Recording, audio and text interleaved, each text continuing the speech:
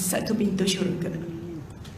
Sebab darjat ibu mertua kita sama macam ibu kandung kita.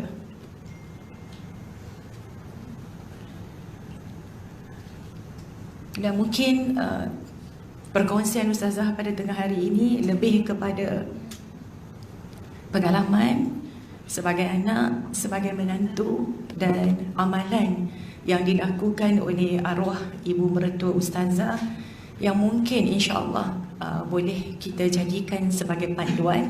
Sebab sekarang ini kita seringkali dikejutkan dengan kematian yang datang secara tiba-tiba. Orang yang kita tak sangka-sangka, tiba-tiba orang tu menghembuskan nafas yang terakhir. Sebab itu, tajuk yang Ustazah pilih pada tengah hari ini ialah Pintu Syurga. Pintu Syurga.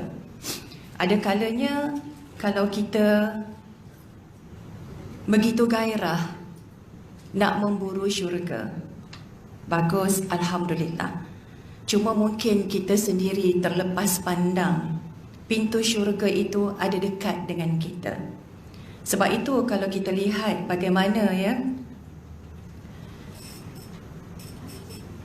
seorang tabi'in, bagaimana seorang tabi'in apabila dia kehilangan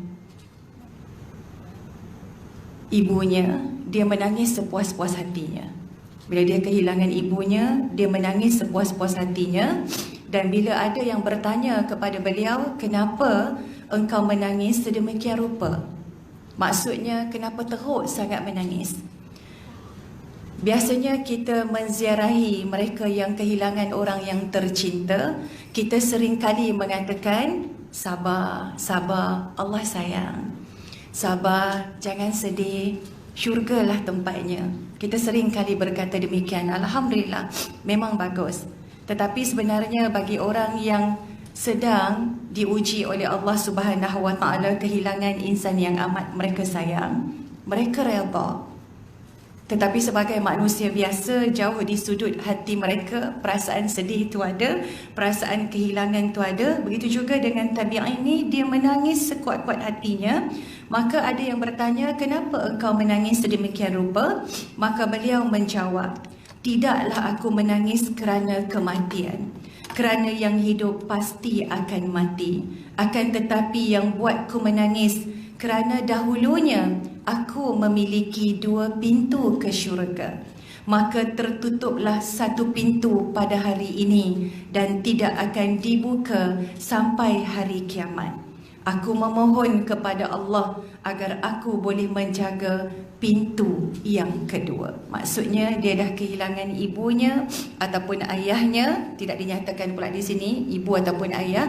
Jadi dia tinggal satu lagi pintu syurga. Sebab itu Nabi SAW, maksudnya apa yang ditangiskan oleh tabi'in itu tadi, yang bernama Ayyas itu tadi, ialah apa yang dinyatakan oleh Rasulullah SAW di dalam sepotong hadis.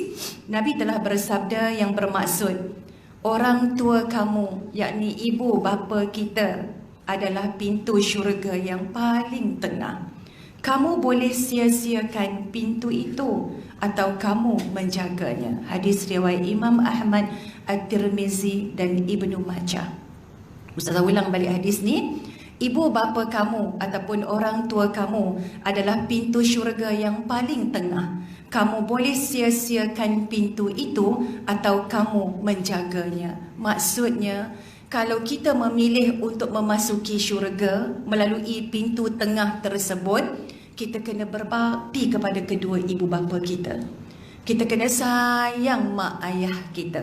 Tetapi kalau kita tak kisah, kita tak nak masuk syurga, itu yang Nabi sebut, kamu boleh menjaganya atau kamu boleh mensia-siakan. So kita pilih yang mana? Nak jaga ke nak sia-siakan?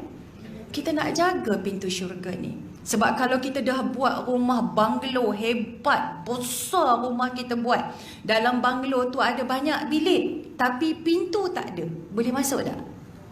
Tak boleh masuk. Boleh duduk tak dalam rumah tu? Tak boleh duduk.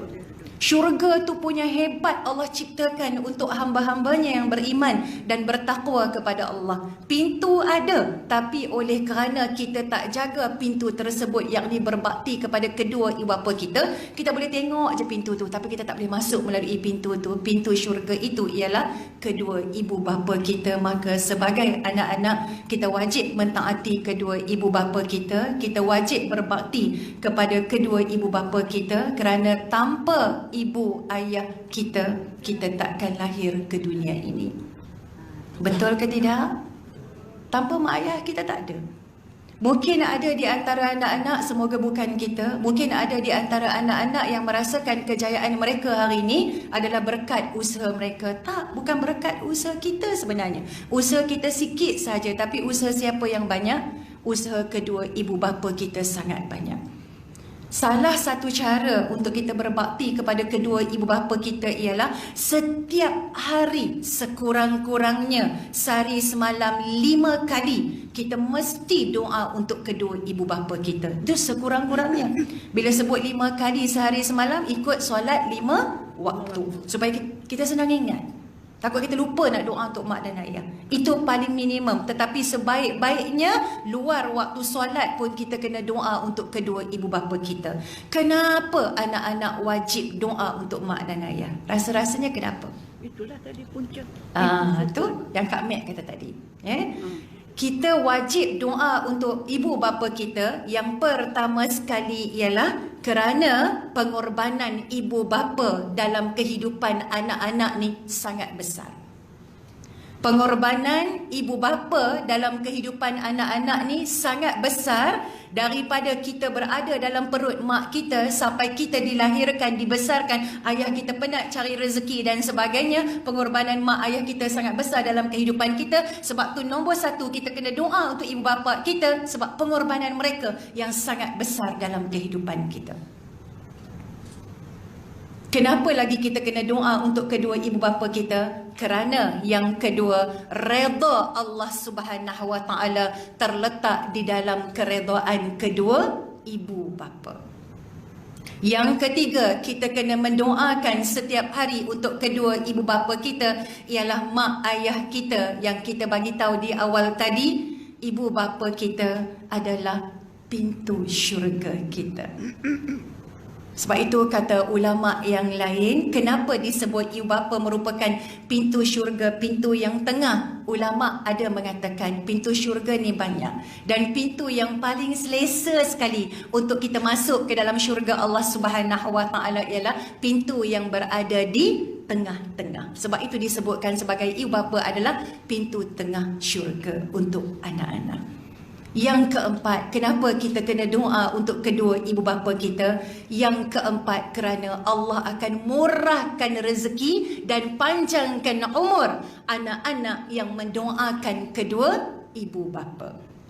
Sebab itu barang siapa yang ingin dipanjangkan umurnya, ingin dimurahkan rezekinya, maka hendaklah ia, salah satu daripada caranya ialah sentiasa berbakti kepada kedua ibu bapa. Salah satu daripadanya ialah mendoakan mak dan ayah kita.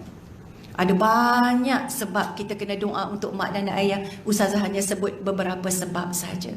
Jadi kalau kita nak mendapat rahmat daripada Allah, kita nak dimurahkan rezeki daripada Allah Subhanahu Wa Taala, kita nak Allah panjangkan umur kita dalam keberkatan daripada Allah Subhanahu Wa Taala, maka hendaklah kita hari-hari mendoakan ibu bapa kita dan sentiasa berbakti kepada kedua ibu bapa kita.